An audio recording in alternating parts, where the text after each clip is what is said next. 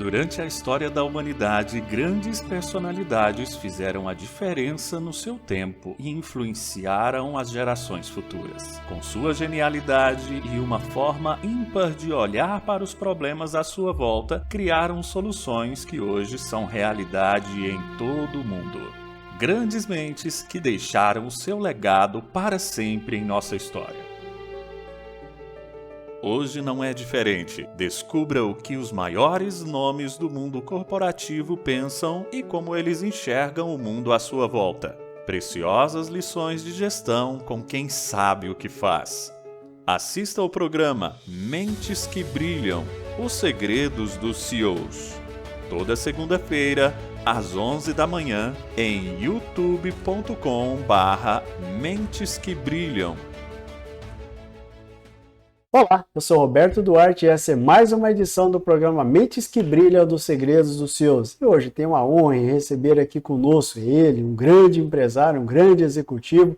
Falo com ele, Valmir Segato, atual diretor-presidente do Sicoob Credit Citrus. Valmir, muito obrigado pela sua presença conosco, uma honra. Bom dia, Roberto. Bom dia a todos aí que nos escutam. É uma satisfação estar com você. Um prazer enorme. Muito obrigado pelo convite. A honra é toda nossa. Valmir, você está à frente hoje de, vamos dizer assim, uma mega de uma estrutura. São mais de 38 anos, mais de 160 mil cooperados, mais de 110 postos de atendimento. Fala um pouquinho mais do que é a Sicoob Credit Citrus. Tudo bem, Roberto. É uma alegria falar da Credit Citrus sempre.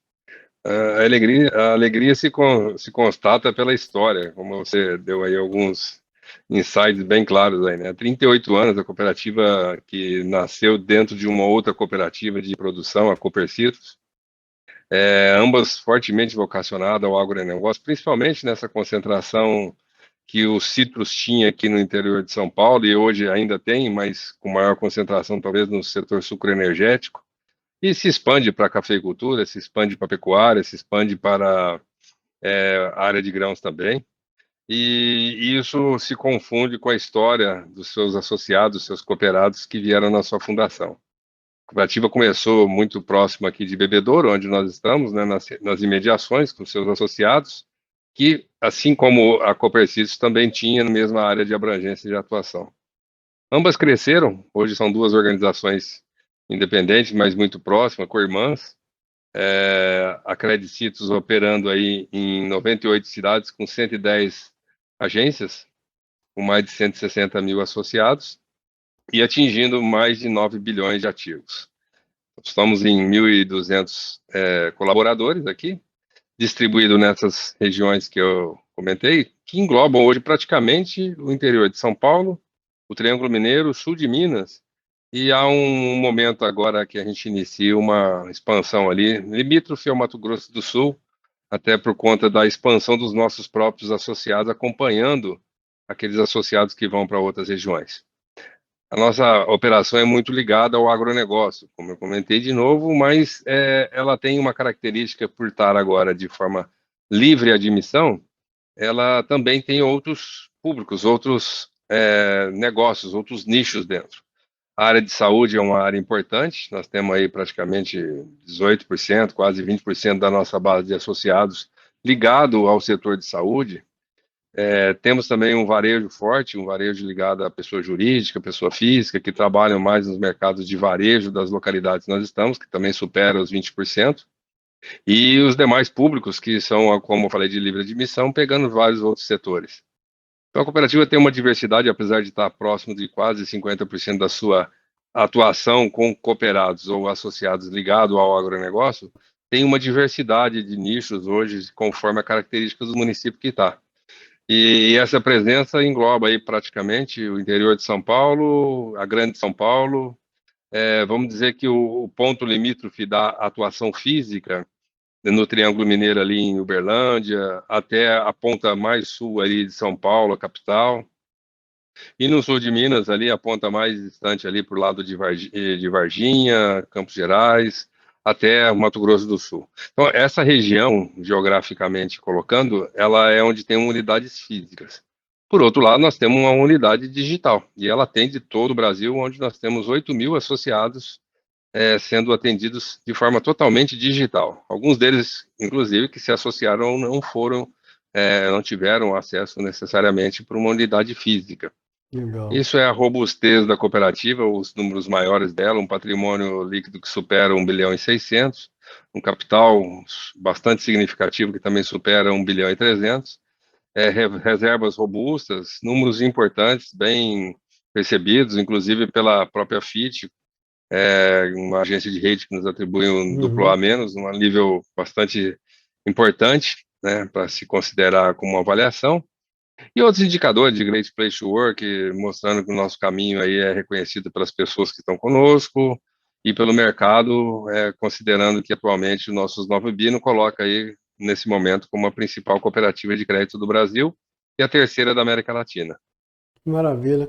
Romir, essa mudança, vamos pensar assim, antigamente a gente falava em cooperativa, era sempre mais assim, centrada, o pool de negócio era somente uma linha de negócio, não se falava tanto dessa diversificação que é o que vocês têm hoje. Esse processo, ela vem da maturidade do mercado, do uso da tecnologia, do próprio amadurecimento do cooperado, que de certa forma começou também a enxergar grandes oportunidades que poderiam ser desdobradas dentro da cooperativa. Como que você entende esse processo de amadurecimento?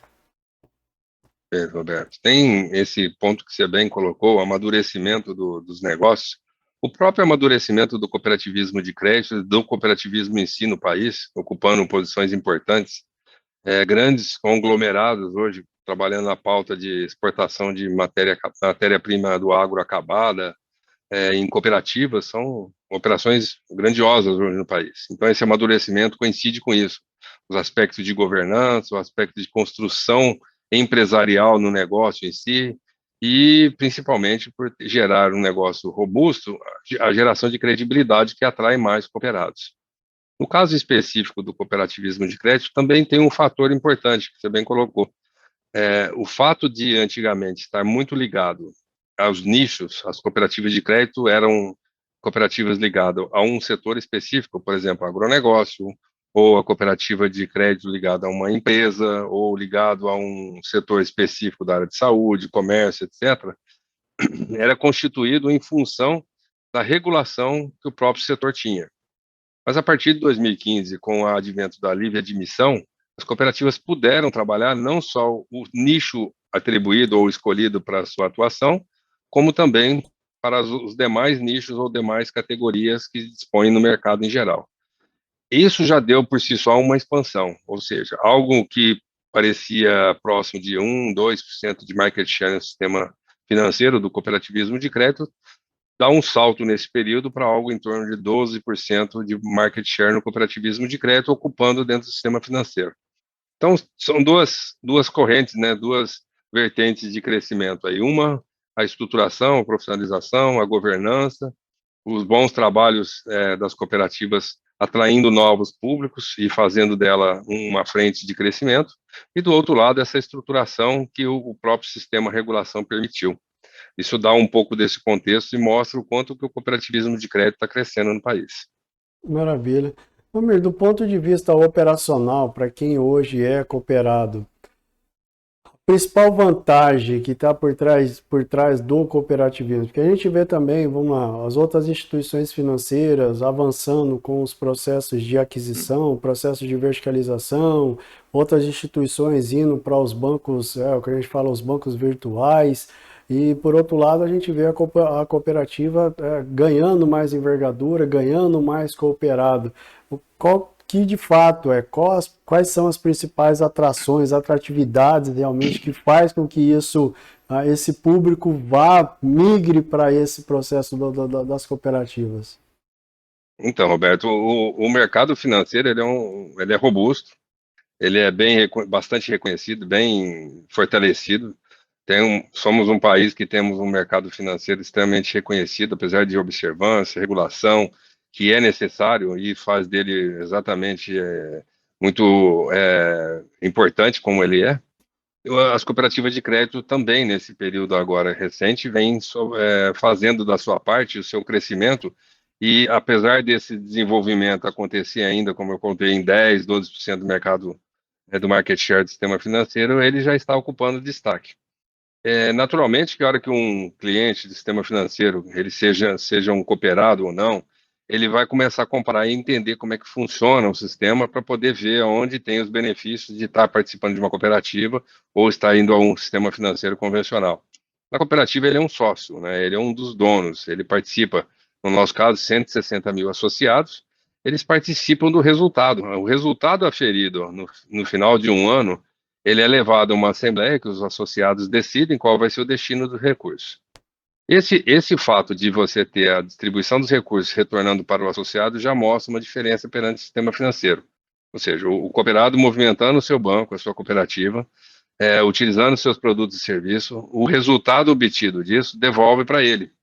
Portanto, ele já tem aí uma importante diferença, sacramentando uma devolução de recursos advindo da sua movimentação do seu negócio, que ele é sócio.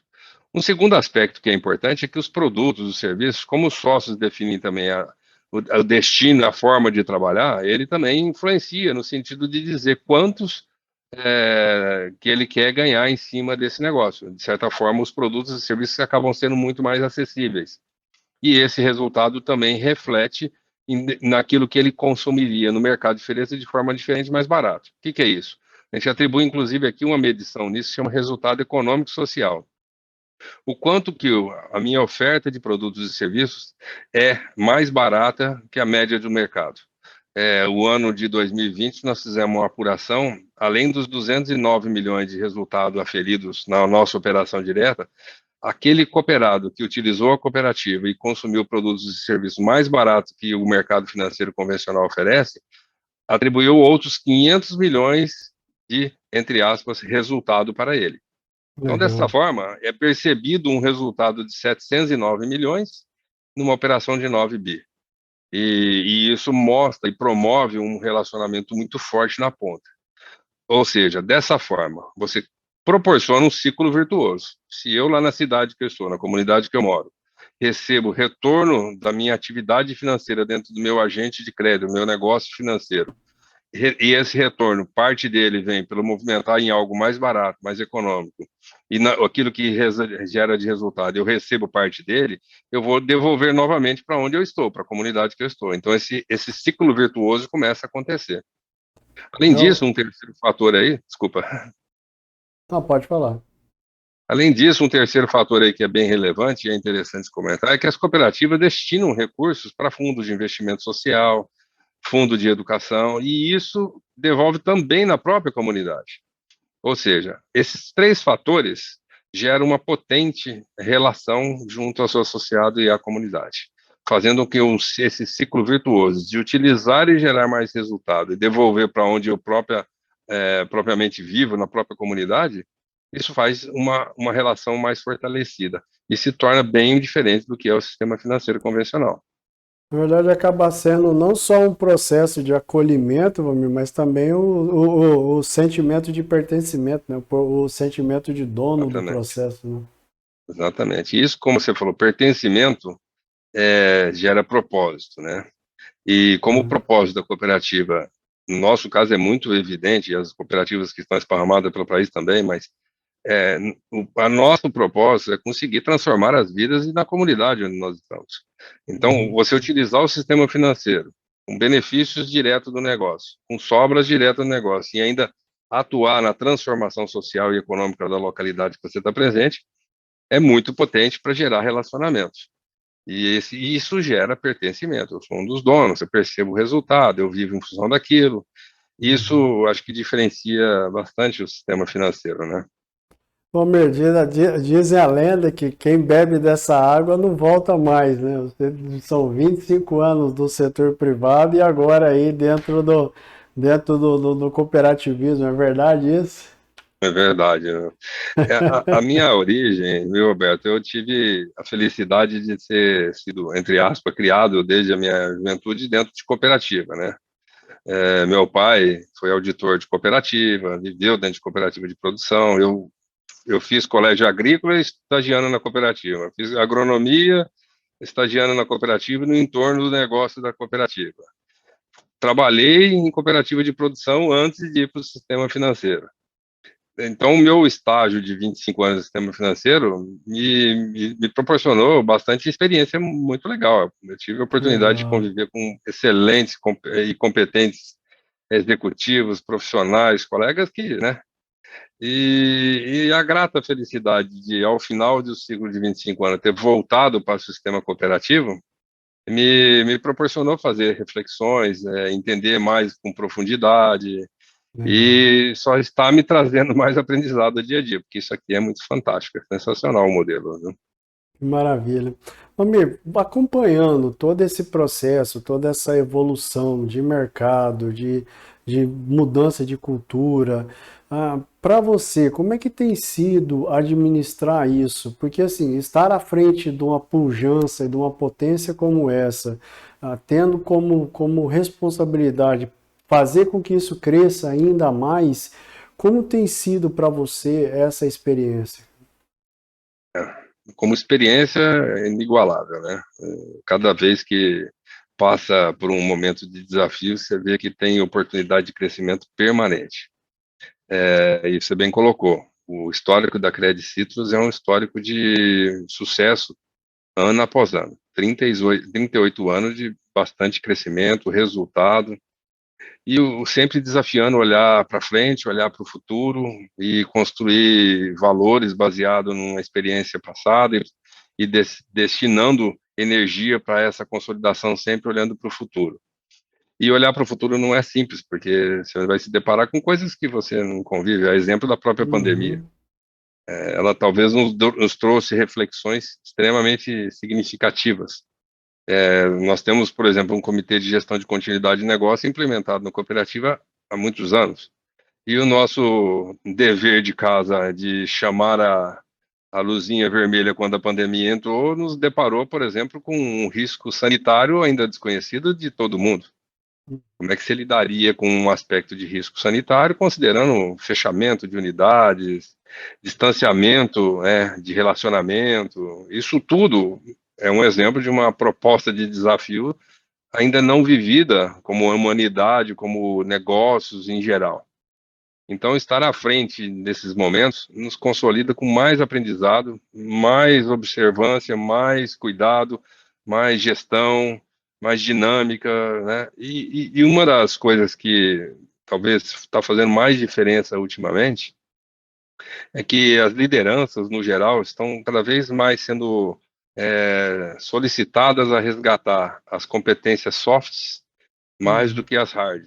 E isso se trata do tema de pessoas, que talvez tenha sido aí no último ano, o ano da pandemia, o que mais evoluiu, o que mais exigiu cuidado da parte da liderança, das organizações, não só da sociedade em si, né, mas não só das organizações, por conta do impacto que as pessoas sofreram, né, impacto de saúde mental, impacto de negócios, impacto econômico, extremamente importante, impacto sanitário, né, que nos colocou em prova em discussões até que não se tivesse um pouco mais de segurança com o advento das vacinas para o Covid, nós vivemos um momento de muita tensão, não deixando de lado que ainda aspira muito cuidados, né?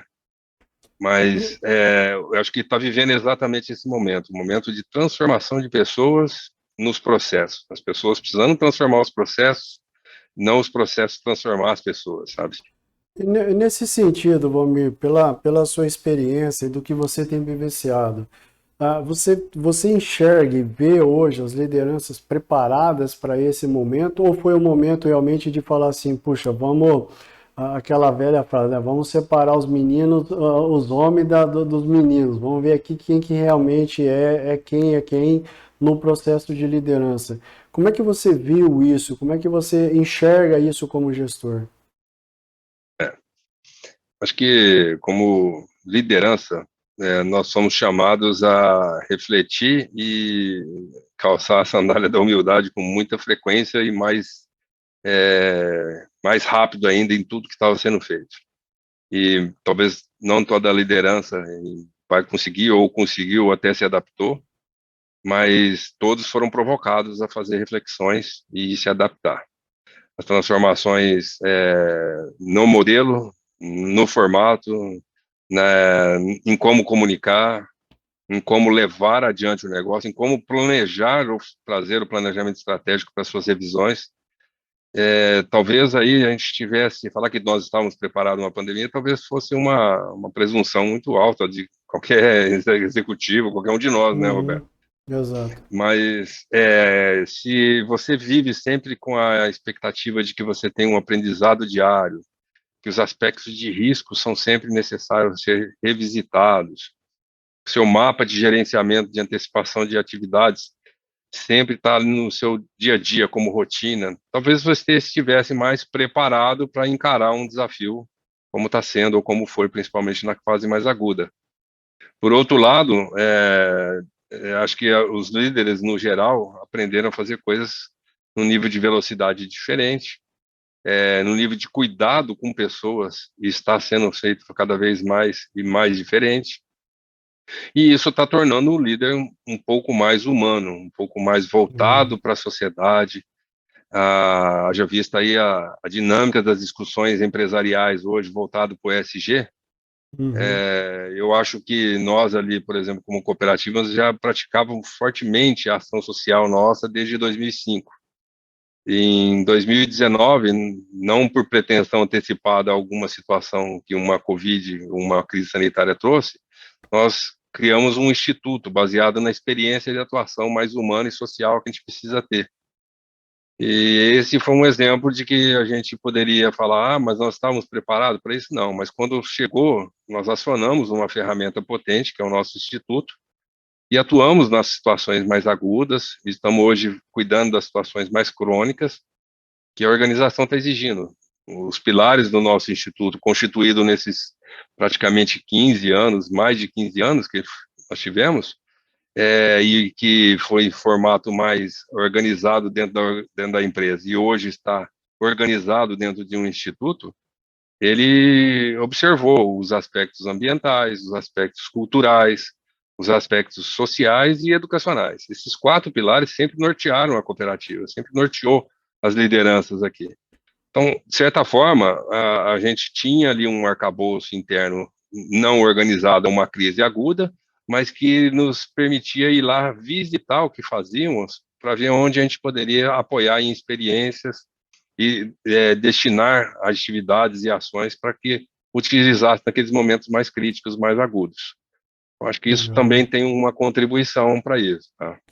Isso hoje a gente pode dizer, Valmir, que faz parte do modelo de gestão da própria cooperativa, porque a gente fala assim, puxa, a cooperativa ela tem o seu modelo, aí o mercado fala assim, não, hoje a gente fala muito em meritocracia, gestão por propósito, gestão por resultado, e aí sim, vários outros modelos.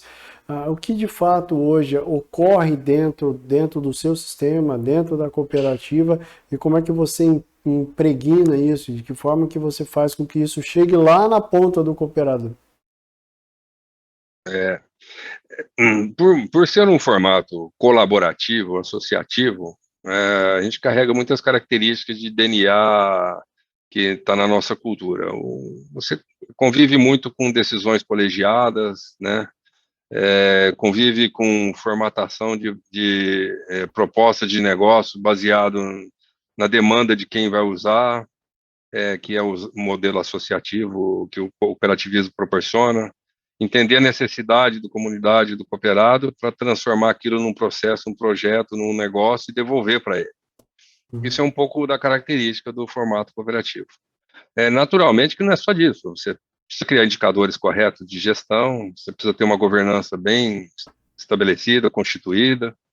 A nossa governança, que já remonta bem construída há mais de 6 anos, 8 anos aí, ela é fruto de uma ansiedade dos líderes anteriores de que já precisava estar constituída essa governança para o devido crescimento, espelhado num planejamento estratégico.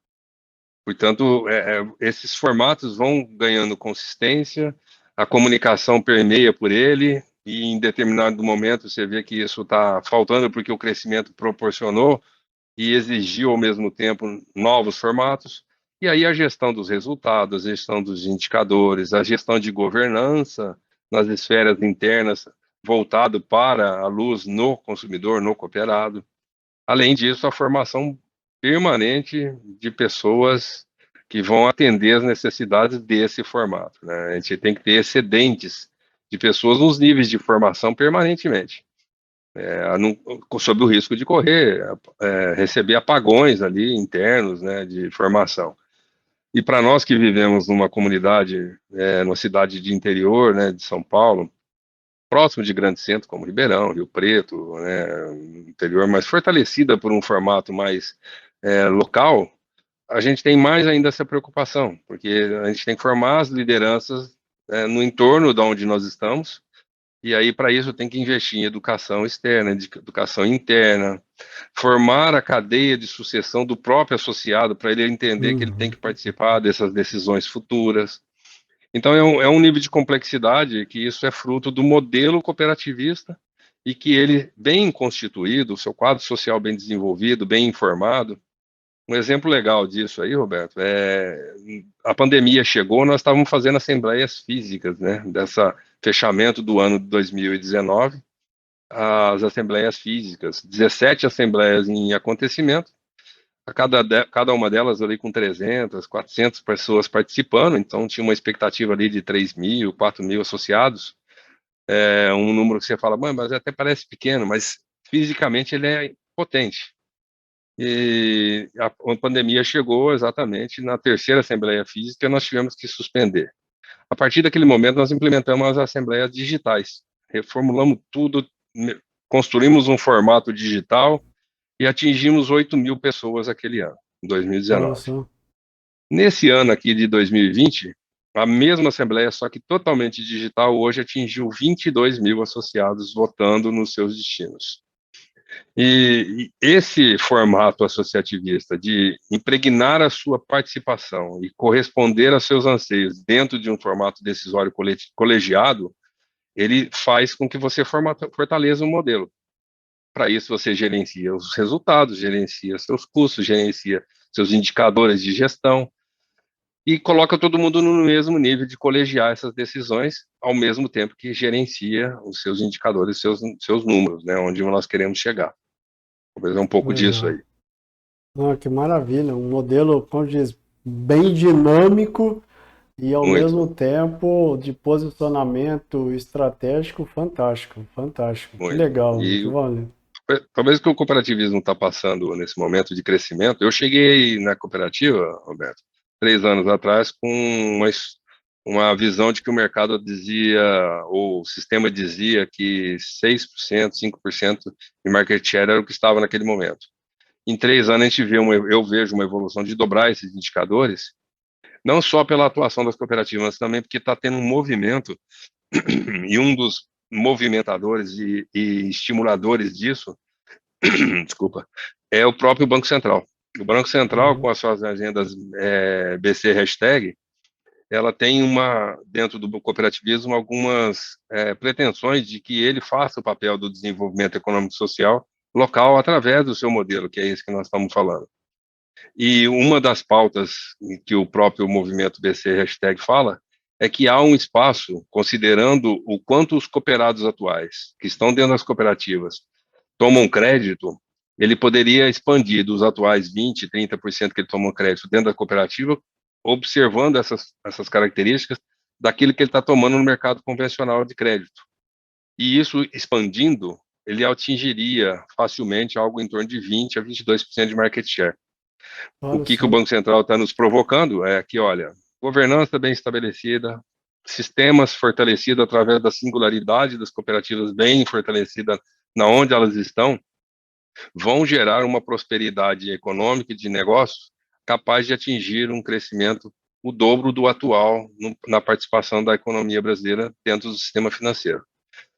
Essa razão, ela tem muita possibilidade de acontecer, porque são 780 cooperativas de crédito distribuídas pelo Brasil inteiro. Então já Uhum. está permeado pelo país, há uma conscientização de governança cada vez mais forte, bem estabelecida, e os próprios sistemas estão evoluindo de uma forma muito próxima que evolui um conglomerado financeiro como qualquer banco no Brasil.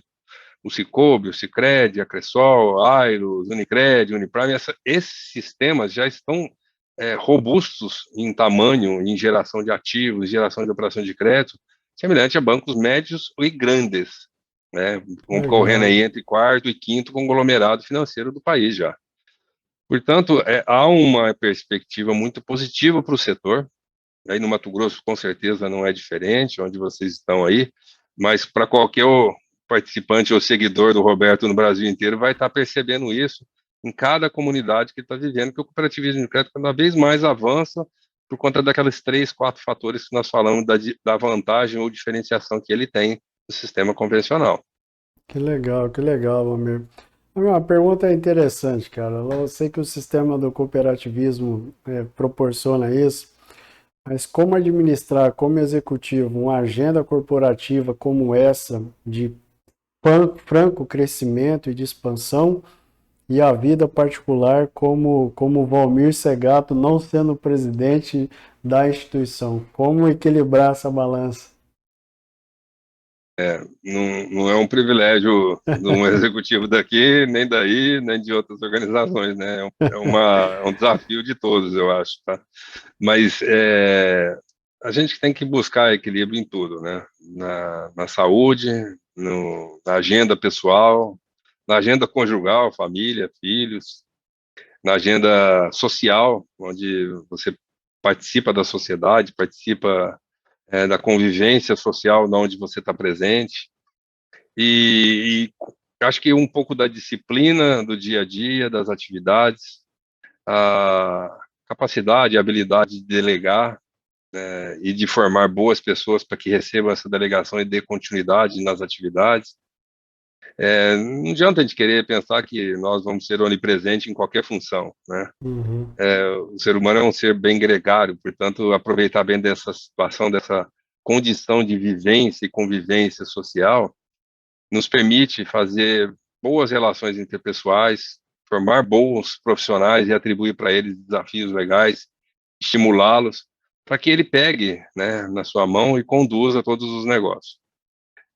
Internamente aqui, eu costumo falar com os 4 diretores que estão na equipe aqui, que a gente tem que se solidarizar-se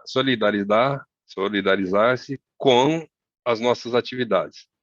Divergir é uma obrigação, convergir é uma necessidade. E Uhum. com isso a gente gerar muita perspectiva de diferenciação, de modelagem, mas com um propósito de que se não tivermos coletivamente ou colegiadamente dividindo todos os nossos problemas e focando num objetivo e propósito, a gente não vai conseguir passar isso e dar segurança para baixo, para as equipes, para as pessoas. Portanto, os líderes são aqueles que fazem a movimentação das pessoas, movimentação dos negócios e inspiram aqueles pelo exemplo. E para isso a gente tem que fazer assim, no dia a dia em casa, né, de forma Uhum. bastante tranquila, bastante presente, próximo dos filhos, dos irmãos, da família, e todos vão merecer um pedacinho da sua agenda. Talvez aí a gente Legal. consiga expressar um pouco como você perguntou, como conciliar tudo ao mesmo tempo, né?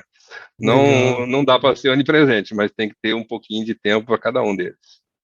Valmir, aproveitando esse gancho que você colocou, quando a gente fala de liderança, a gente sempre tem aquele olhar crítico como gestor, como líder, principalmente no processo de contratação e no processo de, vamos dizer assim, de formar a sua equipe, porque é aquele batalhão que você está formando que é o que vai te preparar, vai te ajudar para todos os embates que vierem pela frente.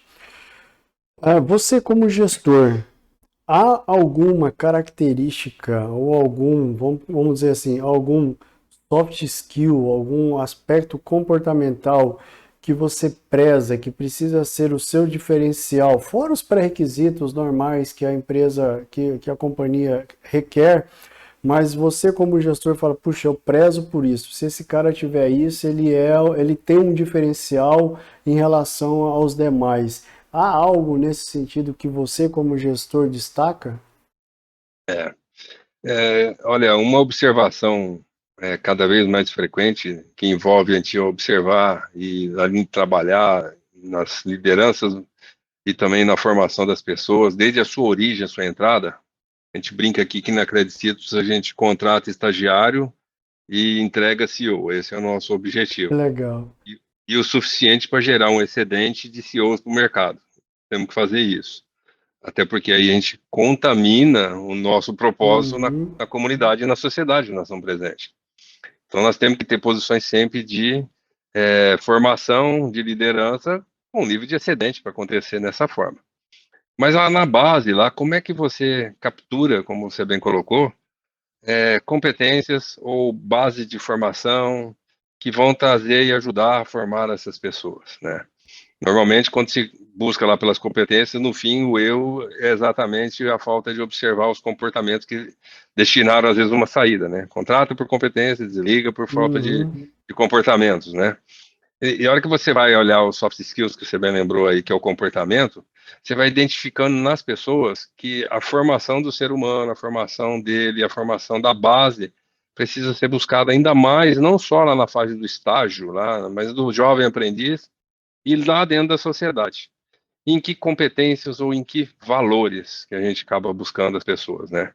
A gente tem que começar a fortalecer a sociedade o suficiente para que os valores sociais sejam bem presentes, os valores comportamentais da solidariedade, do ser humano e das suas competências para poder fazer com que isso sejam modificadas, estejam presentes naqueles skills que você vai perceber.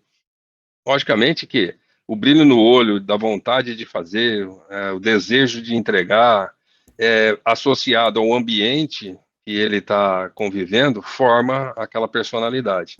Então aí você vai atribuindo ou percebendo isso nas competências da quantidade ou a presença, o maior entorno que está dele, mas você fala, mas de certa forma, nós estamos numa sociedade hoje que tem muita pessoa aí passando por uma curva de dificuldade, uma curva de pobreza, que parece que então dessa forma a gente vai excluí-los, né?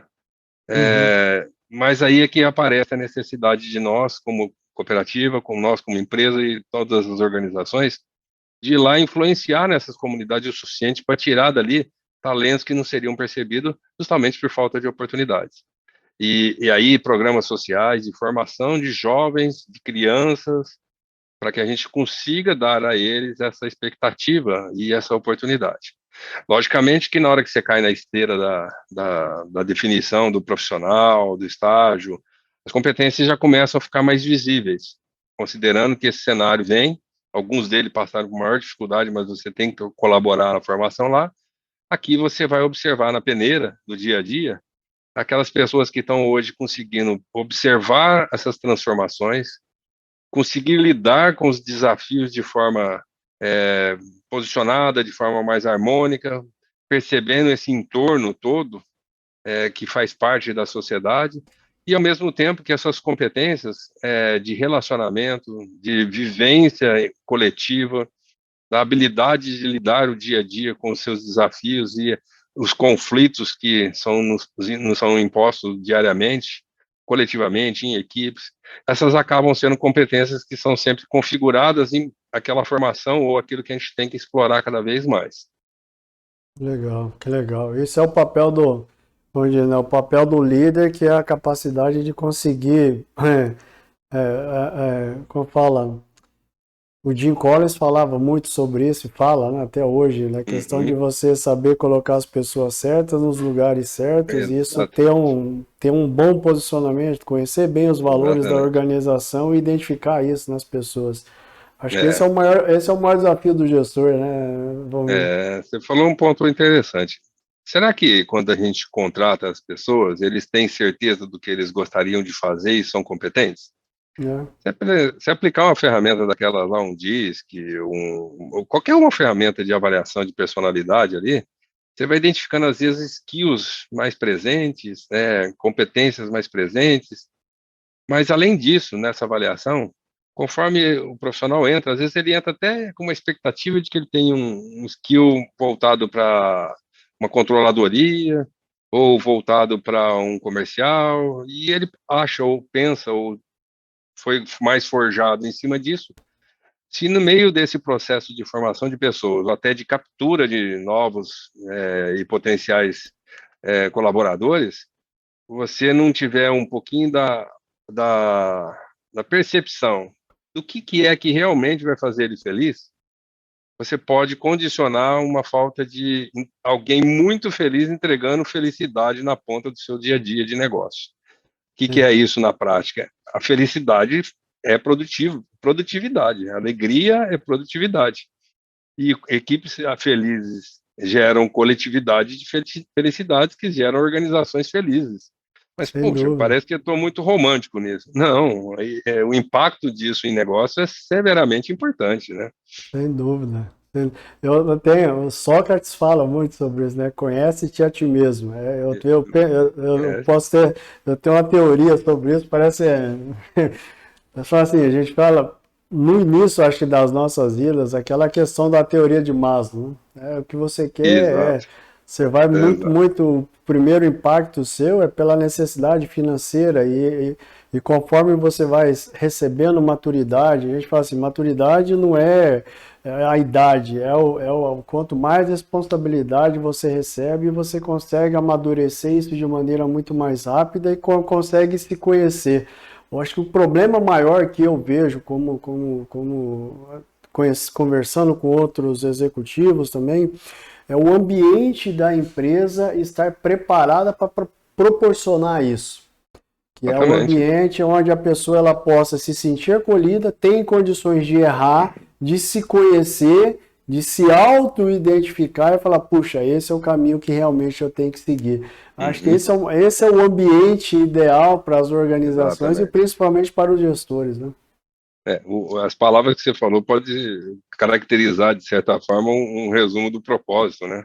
É, Quando a gente fala que o propósito está bem claro, bem definido, a organização tem foco e objetivo e ela trabalha em cima daquela linha de percepção de entrega, de resultado, e aquilo está condicionado a uma somatória, a uma acumulação de conhecimento e de entregas que atinge o propósito, aquilo isso aí. cria um ciclo virtuoso de felicidade. Sem Estamos bem, dúvida, estamos no sem caminho, né? dúvida, sem dúvida. Esse é acho que é Muito o maior legal. desafio das organizações, é encontrar esse caminho.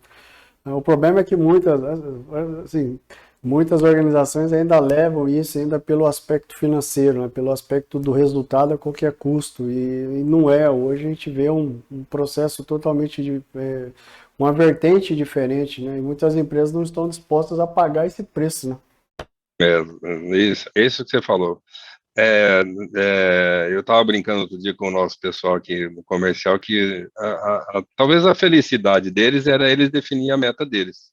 Uhum. Mas baseado no quê? Ele teria lá, como fala o pessoal nosso lá do orçamento, do controller ou do comercial na sua estratégia de atuação, ele teria condições de entender a dinâmica do mercado, o potencial que está disponível, o quanto tem de share, o share of wallet disso.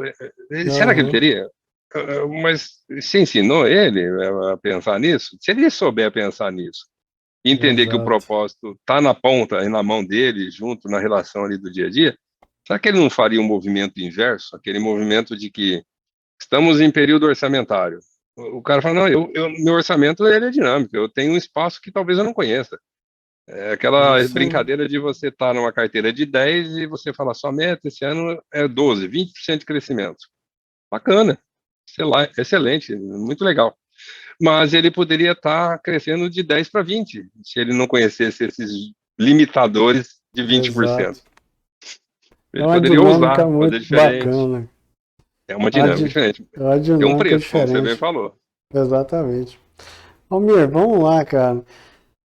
Dentro da sua visão, quais foram as principais mudanças pelas quais a humanidade passou por esses últimos anos e quais serão os principais desafios nossos como pessoa? É. Estão sendo impostos, melhor dizendo, para nós, desafios globais, né? Todo o formato que o mercado globalizado, há anos que a gente fala de globalização, né? Ele Uhum, atingiu hoje, né? A gente não separa mais nenhum movimento global de nenhuma economia local, não tem como separar. Não basta a gente querer ser global, a gente precisa ser local primeiro, inclusive, né? Essa glocalização, né, uhum, que se fala ou se permeia nas discussões aí, trazem desafios importantes de âmbito global. O âmbito ambiental, ele está permeando permanentemente as organizações a se desafiarem para pensar na condição local do meio ambiente, o que nós estamos deixando para as gerações futuras, como fazê-lo. Nós, como agronegócio, né, nós, como cooperativa que tem bastante cooperados ligado ao agronegócio, vê isso com uma intensidade de busca, de discussões, de amadurecimento. Acho que esse é um grande desafio de humanidade que nós vamos viver. Tem um desafio importante que eu também vejo, que é a condição demográfica que vive hoje, né, países e principalmente localidades onde a demografia é um assunto de estratégia de sobrevivência, países como China, Índia, e do outro lado, países que amadureceram a sua curva demográfica e não ficaram, não acumularam riqueza suficiente para viver com ela. Um exemplo somos nós, né? A nossa curva demográfica cresceu, mas a gente não fez algumas lições de casa para corrigir e proporcionar a essa curva de crescimento uma condição de vida melhor, uma condição social melhor. E depois, no final dessa curva, é a redução com outros cenários, né? Então, se olhando para médio e longo prazo aí, olhando para o Brasil, um crescimento demográfico, uma economia ainda cheia de lições, mostra o tamanho do desafio, né, dos nossos governantes aí em equilibrar social e economicamente o país.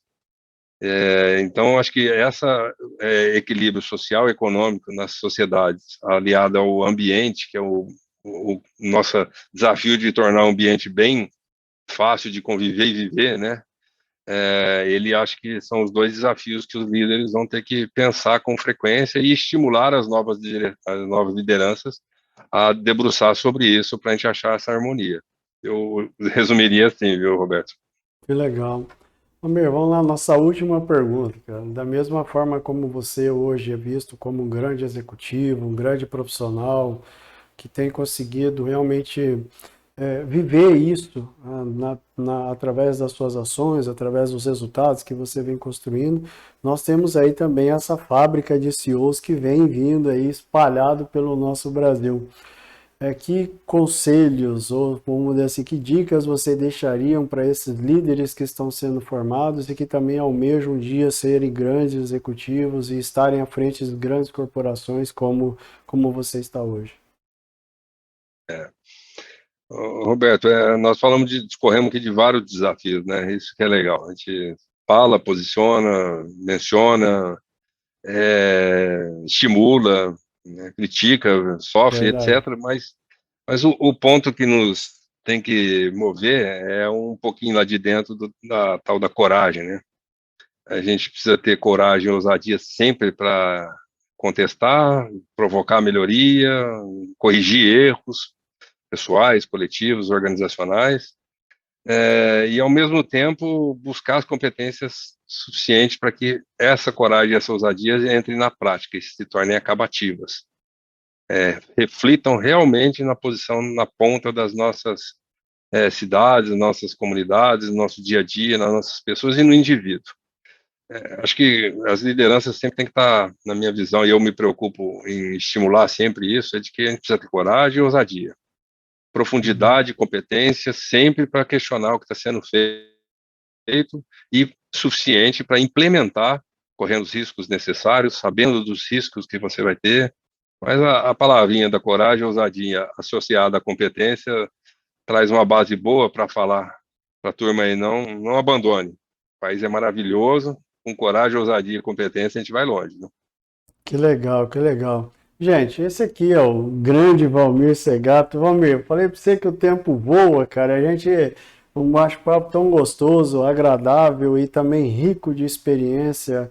A gente fala assim, ó, um show de cooperativismo, né? De aprendizado, de crescimento e também aí de muita bagagem que está por trás de todo esse bate-papo nosso.